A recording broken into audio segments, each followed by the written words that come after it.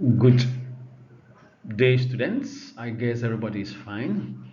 Today's lesson is on literacy, and the topic is active and passive voice. Active and passive voice. Now, let's look at the general rules about this particular subject matter, active and passive voice. If we throw our minds but realize that each day we make sentences, we also make statements when we are communicating with each other, regardless of trying to understand as to whether we are making the correct statement, as to whether we are using the right tense and then vocabularies. So that is why today we want to take a critical look at what the voices mean, and most especially when we have communication with somebody and then we want to relate it to another person, or we want to convey the message that we had to another person, it becomes a bit difficult. So today we're going to look at the nitty-gritty, the technicalities as to how best we can do that. Now let's look at the observation. The first point is observation.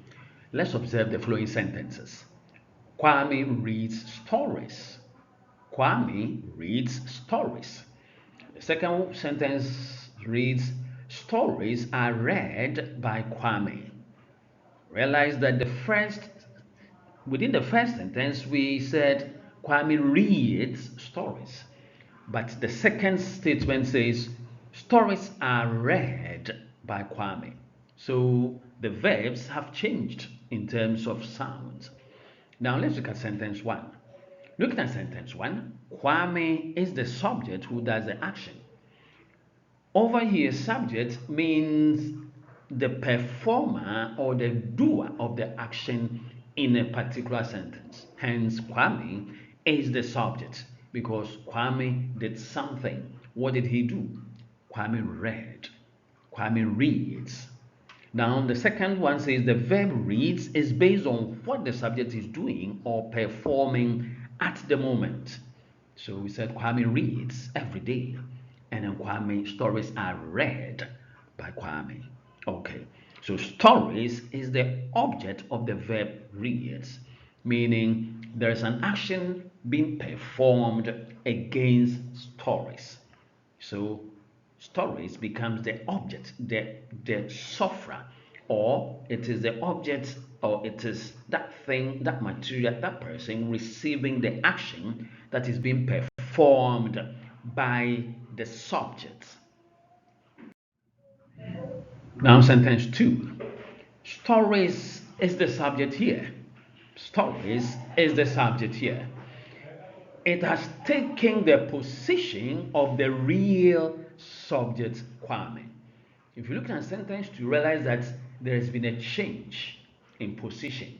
So now the subject, which was Kwame, now becomes the object, which was stories. So stories is the subject here. It has taken the position of the real subject, which was Kwame. Therefore, the verb also changes its form based on the new subject stories. So realize that the first statement had Kwame reads, and the second one said stories are read by Kwame. Therefore, the verb also changes its form based on the new subject stories. Over here, the subject Kwame looks passive. It looks passive. The stress is now on the real object, which is stories. Note, verbs play key roles in most sentences. Verbs play key roles in most sentences. Verbs gives importance to the doers or the subjects of the action or the performance of the action. Verbs gives importance to the object to whom the action affects. So if we are referring to the statement we have gone through, realize that Kwame being the doer and then stories being the object or to whom the action affects. The action affects stories. Now, when the verb of a sentence takes shape according to the performer of the action, which is subject, it means the sentence is in the active form. I take it again. When the verb of a sentence takes shape according to the performer of the action, it means the sentence is in the active voice. Therefore, when the verb of a sentence takes shape according to the receiver of the action, which is the object, it means that the sentence is in the passive voice. When the verb of a sentence takes shape according to the receiver of the action, it means the sentence is in the passive voice. Either voice has its own importance. In other words, both the active and then the passive voice have their own importance. The passive voice mostly comes into play when the doer of the action is unknown or not important. That is when the passive voice features prominently.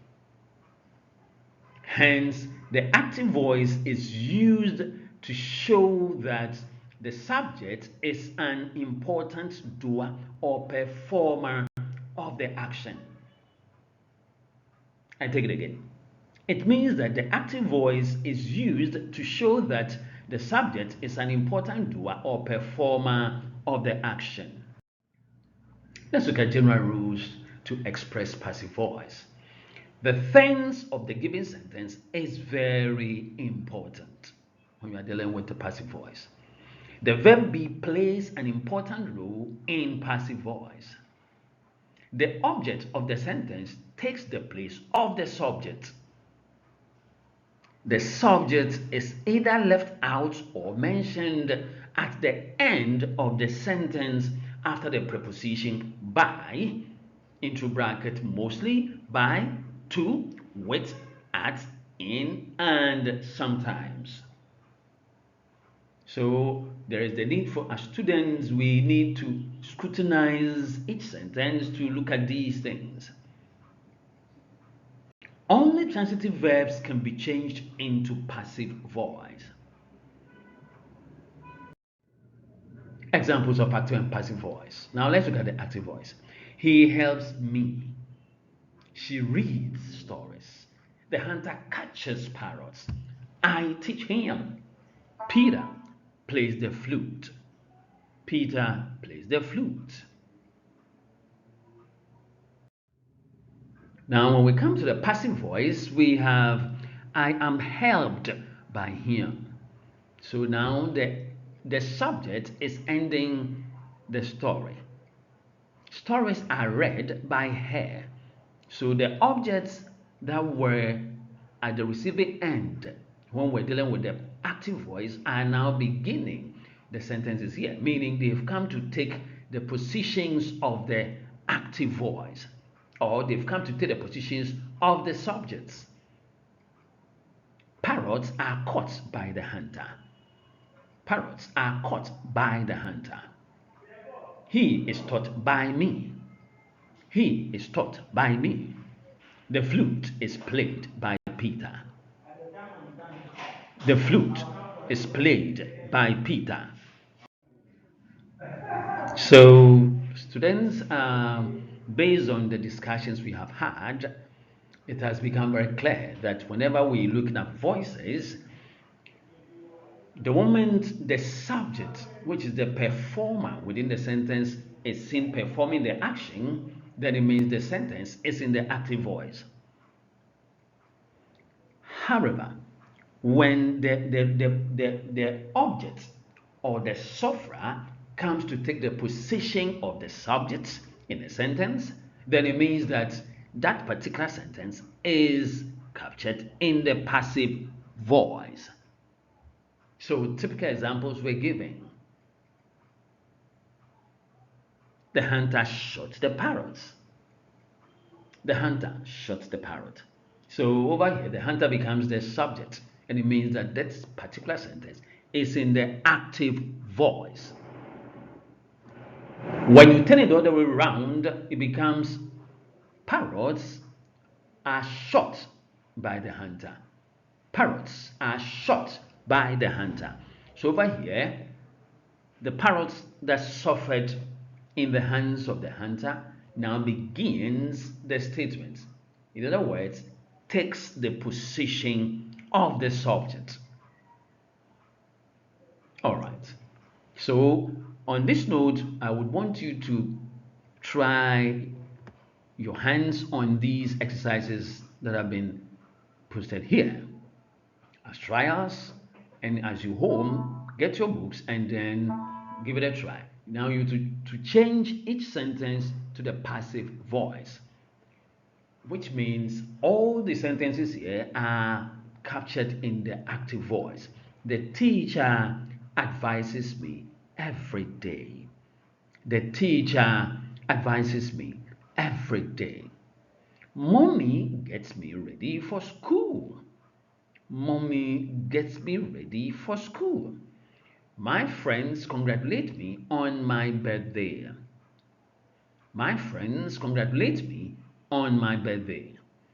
The gardener plucks flowers. The gardener plucks flowers. Sisters love their brothers. Sisters love their brothers. Good students learn their lessons well. Good students learn their lessons well. Do parents not love their children dearly? Do parents not love their children dearly? We always help the poor and the needy. We always help the poor and the needy. So, on this note, I believe that we can easily find the answers. The answers are easily captured. So, on this note, I come your way again next week. I'm saying bye bye.